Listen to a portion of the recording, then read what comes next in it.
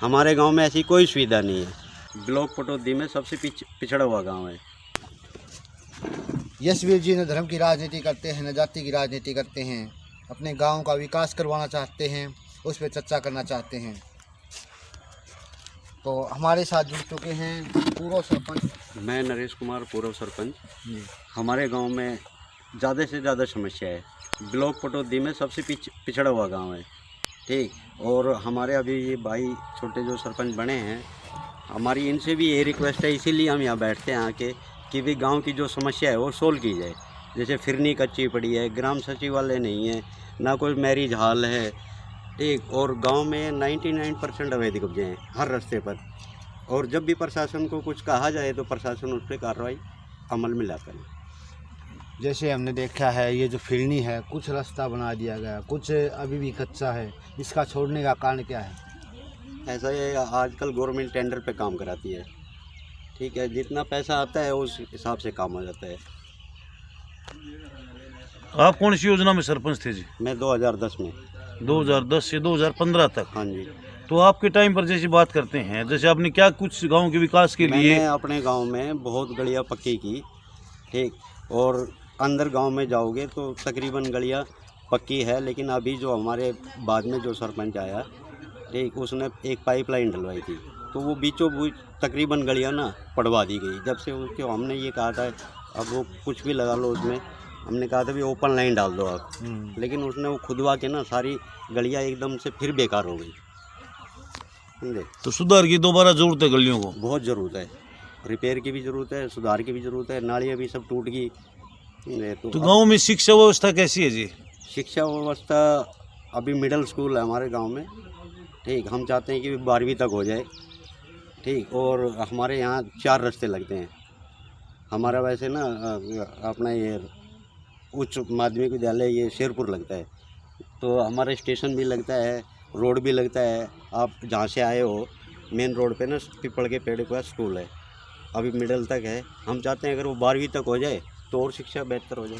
तो इसके बारे में अधिकारियों से मिले हो? अधिकारियों से हमने अपने योजना में कार्रवाई की थी, अब भी भाई बने हैं, आप करेंगे कार्रवाई, ठीक। और इस बारे में विधायक जी से भी कहा गया है, सतप्रकाश जी जो जरावता जी हैं हमारे पटौदी के विधायक, उनसे भी कहा गया है। वो तो कह रहे थे कि अभी कार्रवाई करेंगे, अभी बने हुए पंचायत को थोड़ा टाइम हुआ। चिकित्सा व्यवस्था गाँव में कैसी है जी? चिकित्सा व्यवस्था तो देखो हमारे गांव में तो कोई हॉस्टल नहीं है, नज़दीकी मधुपुरा गांव है, इसमें हॉस्टल है। अगर कोई ज़रूरत होती है तो हम वहीं जाते हैं।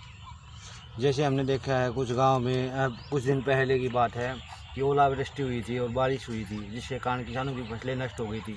तो आपके यहाँ पर इस प्रकार की स्थिति उत्पन्न हुई है या नहीं हुई? बिल्कुल हुई है। इसमें देखो नुकसान तो हर जगह ही हुआ है, कहीं ज़्यादा हुआ है, कहीं थोड़ा कम हुआ है, लेकिन हमारे गांव में भी 50% के करीब गेहूं और सरसों में बहुत ज़्यादा नुकसान था। तो उसकी गिरदावरी हो गई थी? उसकी गिरदावली का देखो अभी सरपंच साहब बताओ, होगी उसकी गिरदावली? उसकी गिरदावली नहीं हुई अभी हमारे गांव में।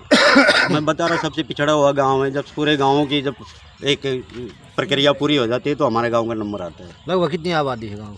हमारे यहाँ मेरे ख्याल 800 के करीब वोट है और तो 2,500 के करीब आबादी है, ठीक है ना। जो गंदे पानी की निकासी का क्या? कोई गंदे पानी की निकासी नहीं है, ठीक। अभी हम कोशिश कर रहे हैं कि भी पानी को कुछ यहाँ ले आया जाए। गांव में जगह जगह पानी भरा रहता है और बहुत सी समस्या है ऐसी, तो अब गांव में धीरे धीरे समस्या ख़त्म होएगी। जैसे हमने देखा है कुछ गाँव के में जो तालाब है उनकी स्थिति खराब हो चुकी है, अब सरकार भी चाहती है तालाबों का सौंदर्यीकरण करवाना। तो आपके यहाँ पर जो तालाब है उनकी स्थिति कैसी है? हमारे यहाँ 2 तालाब है, हम भी चाहते हैं। एक तो गवर्नमेंट ने अभी बढ़ाया पिछली योजना में, वो कि वाटर लेवल उसका ऊपर आ जाए, वो तो कच्चा ही रहेगा। लेकिन ये गांव में आप यहाँ जाए हैं ना, ये जोड़ है 4.5 एकड़ में, ठीक है। हम इसको चाहते हैं कि 2 हिस्से में हो जाए, एक गंदे पानी के लिए, एक अच्छे पानी के लिए। लेकिन इतना पैसा गवर्नमेंट दे नहीं रही, अभी क्या कैसे करें? तो हमारे साथ गांव के सरपंच और पूर्व सरपंच और गांव के ग्रामीण थे, तो मेंबर जी थे, जिन्होंने गांव की समस्याओं से अवगत करवाया और ये चाहते हैं कि इनके गांव की समस्याओं का समाधान हो। इसके बारे में अधिकारियों से मिलने वाले हैं, चाहे वो तालाबों से संबंधित, जैसा कि पूर्व सरपंच ने बताया कि 2 तालाब हैं यहाँ पे, और ये चाहते हैं कि एक तालाब में पशुओं का पीने का पानी हो और एक में जो गंदा पानी है उसकी निकासी हो सके। बहुत अच्छी सोच है इनकी और सरकार से यही आग्रह करना चाहेंगे इनकी समस्या पर ध्यान देते हुए। और सबसे हमने बड़ी बात लिखी कि इसके गांव में जो कार्य हुए हैं वो एक पेंडिंग में हुए हैं। फिरनी बनाई गई, आधा रास्ता बना दिया, आधा छोड़ दिया। ऐसा तो शायद किसी गांव में हो कि एक काम पूरा होने से पहले ही उसको बीच में रोक दिया गया हो। नहीं, कोई लाइट भी नहीं तो, है, ना कोई स्ट्रीट लाइट है, ना कोई मतलब हर चीज़ से वंचित है ये गांव। जी। ना इसमें कोई लाइट, स्ट्रीट लाइट जैसे लगती है गांव में, हर फिरनी पे लगी हुई है, गांव के अंदर लगी हुई है। हमारे गांव में ऐसी कोई सुविधा नहीं है। ठीक, 2010 में हमारे एक ब्लॉक समिति मेंबर थे, उन्होंने हमें कुछ लाइट दी थी। उस टाइम हमने लगवाई थी अपनी योजना में, वो भी अब बिल्कुल कंडम हो चुकी। पिछली योजना में कुछ लाइटें लगी हैं या नहीं लगी हैं, अब उसका हम ना तो हमारे पास कोई बेरा है। और देखो, हम चाहते हैं कि गांव में फिरनी में लाइट लगे, गांव के अंदर लाइट लगे। स्ट्रीट लाइट तो बहुत ज़रूरी है। तो जैसा कि प्रधान जी ने बताया कि इनके गांव की समस्याओं के समाधान के लिए ये पहले भी अधिकारियों से मिले हैं और आगे भी मिलने जा रहे हैं। और इस गांव में सुविधाओं के नाम पर सिर्फ खाना पूर्ति की गई है, सिर्फ नाम मात्र की सुविधाएं इस गांव को मिली हैं।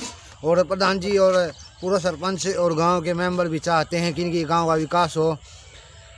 तो सरकार से भी यही आग्रह करना चाहेंगे इनकी समस्याओं पर ध्यान देते हुए इनकी समस्याओं का जल्द से जल्द समाधान करें। इन्हीं शब्दों के साथ जय हिंद, जय भारत।